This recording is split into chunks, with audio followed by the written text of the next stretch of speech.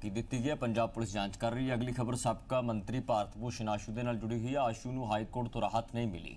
भारत भूषण आशू ने पटीशन दाखिल की सी। हाई कोर्ट दे विच सुनवाई हुई। विजिलेंस के वलों कार्रवाई के खदशे ते 7 दिन के नोटिस देने की मांग की गई सी। मामले दे विच हुण 6 जुलाई नूं अगली सुनवाई हो रही है।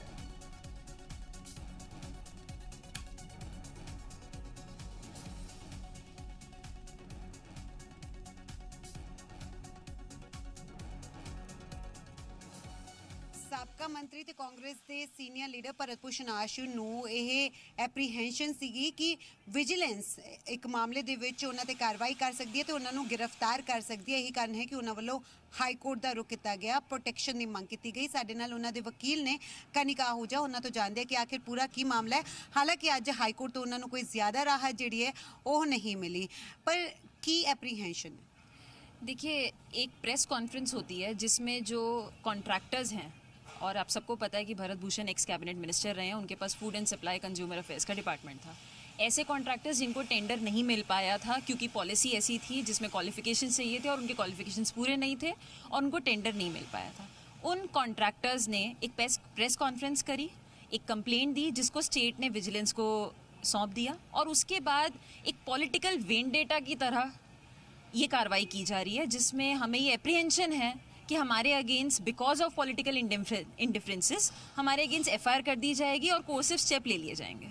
तो हमने हाई कोर्ट में ये पिटिशन डाली थी कि इन केस कोई भी कोर्सिव स्टेप अगर स्टेट ऑफ पंजाब लेती है तो हमें 7 डे का प्रायर नोटिस दिया जाए।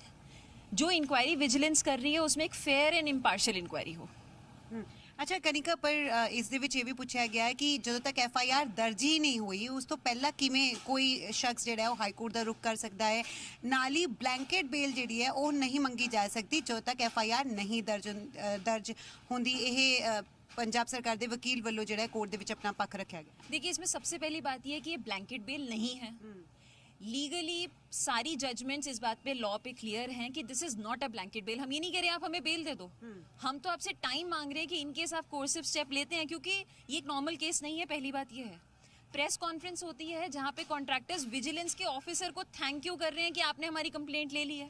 स्टेट ऑफ पंजाब ये क्लियर करे कि बहुत कितने केसों में वो कंप्लेंट के लिए इतनी जल्दी डिसीजंस लेते हैं और इतनी जल्दी इंक्वायरी करते हैं। फर्स्ट, ये डिले है 6 साल का, 5-6 साल का। वो कॉन्ट्रैक्टर्स जो जिनको टेंडर नहीं मिला, दे आर अनसेटिस्फाइड, ये सब जानते हैं। 5-6 साल बाद आके वो कंप्लेंट्स दे रहे हैं, विजिलेंस उसको इतनी जल्दी से टेक ओवर कर रहा है, वो प्रेस कॉन्फ्रेंस कर रहे हैं, विजिलेंस के ऑफिसर्स को थैंक यू कर रहे हैं। ऐसा नॉर्मल केसेस में नहीं होता है। तो पहली बात ये समझने की जरूरत है कि यहाँ पॉलिटिकल वेंडेटा है।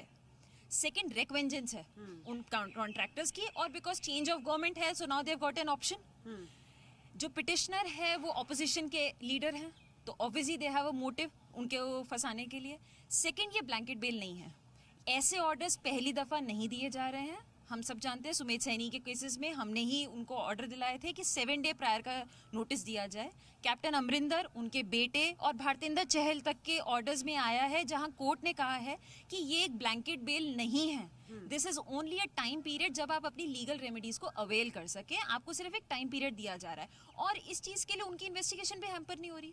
आज स्टेट ऑफ पंजाब की जितनी आर्ग्यूमेंट्स थी, कोर्ट ने उनसे पुट फोर्थ किया कि क्या विजिलेंस के पास ये कंप्लेंट है, बट इसका उनके पास कोई रिप्लाई नहीं था। जबकि न्यूज़पेपर रिपोर्ट्स हैं, सीएम स्टेटमेंट दे रहे हैं कि विजिलेंस के पास है, एप्रीहेंशन है कि फॉल्सली इम्प्लीकेट करके कोर्सिव स्टेप लिए जाएंगे, इसलिए पिटिशन मेंटेनेबल।